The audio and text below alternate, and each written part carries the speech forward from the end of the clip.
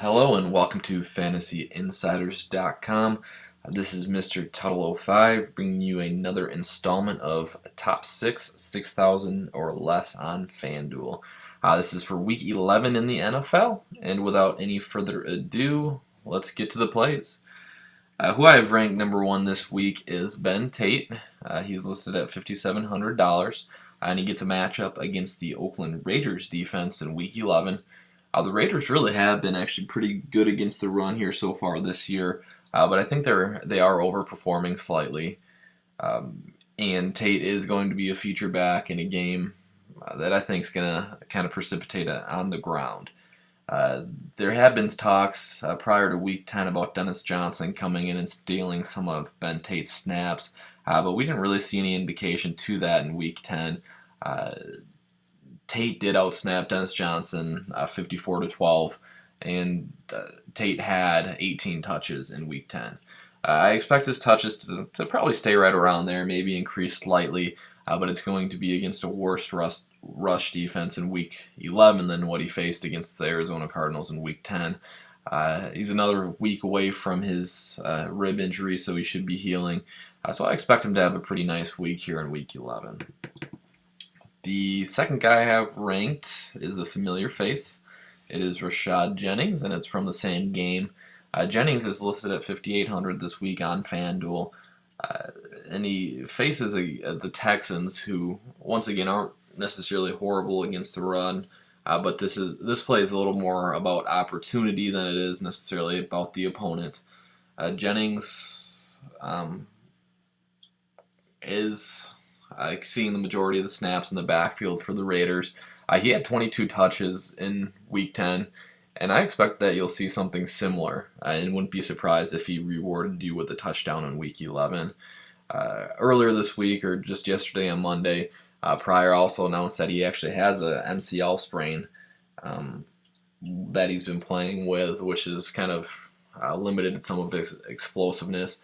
That can only mean good things for Rashad Jennings, as he'll see more of the carries. Part of Jennings' value takes a hit when Pryor is able to run, and he's kind of steals some of those goal line carries. We saw that last week, I believe. Pryor did vulture a touchdown from Rashad Jennings. So if we're getting more carries from Jennings, that's obviously better, especially if we can get those goal line carries to go to Jennings. If there's any way that Oakland's going to score in Week 11, it's going to be on the ground. The Texans are one of the better pass defenses in the country, and you can't really rely on Pryor to throw anything through the air for any sort of accuracy. So like I said, I like Jennings this week just because of the opportunities he'll be receiving. Some other guys that will be receiving certainly an uptick in opportunities this week come in with my number 3 ranking for this week. That's going to be Brian Leonard, but then as well Bobby Rainey. This one kind of has an asterisk to it. You're going to want to monitor the situation throughout the week here and see if we can get any sort of insight on who's going to receive the bulk of the carries for Tampa Bay this week. They're going up against Atlanta, who's horrible against the run. And so if we have an indication of who's going to get the most carries out of this backfield, they actually provide you with a really good start for only $4,500. Leonard did receive a bulk of the carries during Monday night, but when Rainey came in towards the end of the game, he produced with his carries, and he's actually he is a fairly big reason why they were able to pull out that game against the Dolphins. So I wouldn't be surprised to see an uptick in carries and playing time for Bobby Rainey in Week 11. But again, you'll just want to monitor the situation closely. The number 4 guy that I have here is Andre Ellington. This one is a fan favorite out there, and rightfully so, as the guy is extremely talented. He's priced at $6,000 this week on FanDuel. And people have been, and rightfully so, again, complaining about Arians' usage of Mendenhall and Ellington. But the positive thing is that Andre Ellington did actually outsnap Rashad Mendenhall in Week 10. It was only by, I think, 3 snaps in Week 10, but that is a positive sign that with Mendenhall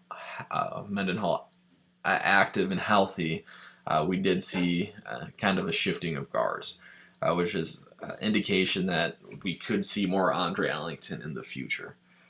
The Cardinals have a ridiculously good matchup in Week 11 against the Jaguars, who are worst against the run in the league. So even if Andre Ellington is limited a little bit because of Rashad Mendenhall, I think you're still getting an ideal situation for a guy with plenty explosiveness.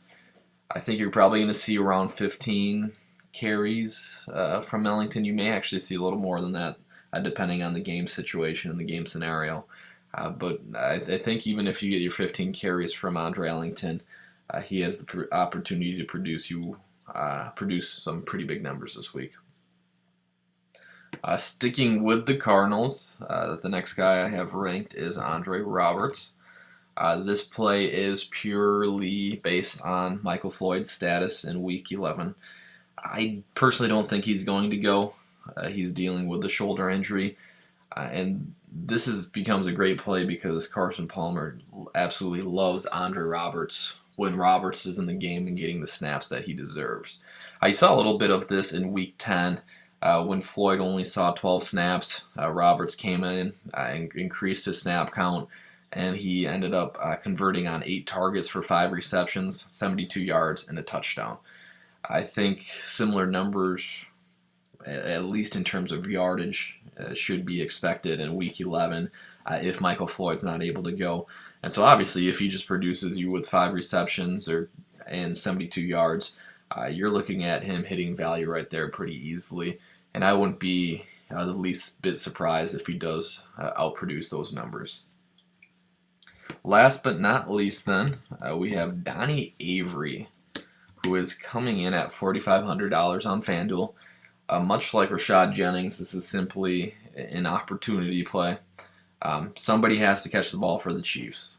It doesn't look like it's going to be Dwayne Bowe this week. It hasn't been him all year, but it also looks like Bowe is probably not going to be playing anytime soon. He was recently arrested on speeding and marijuana possession charges. So I think you'll probably see a suspension here for at least the foreseeable future from Bowe, which again should increase Avery's snap count and likely give him some increased targets. So Avery and the Chiefs are likely going to be playing from behind. They're going to be playing from behind against a team that's not necessarily great against the pass. So he should provide you with plenty of opportunity, and he certainly has the speed to bust one as well. So if you get a big play from Avery this week, it's just an added bonus. But I think even at $4,500, he should hit value just because of the increased playing time and targets he should receive from a team that's playing from behind. That will do it for this week. Keep an eye out for my Draft Street video coming up soon. And keep your eye out for additional content on fantasyinsiders.com.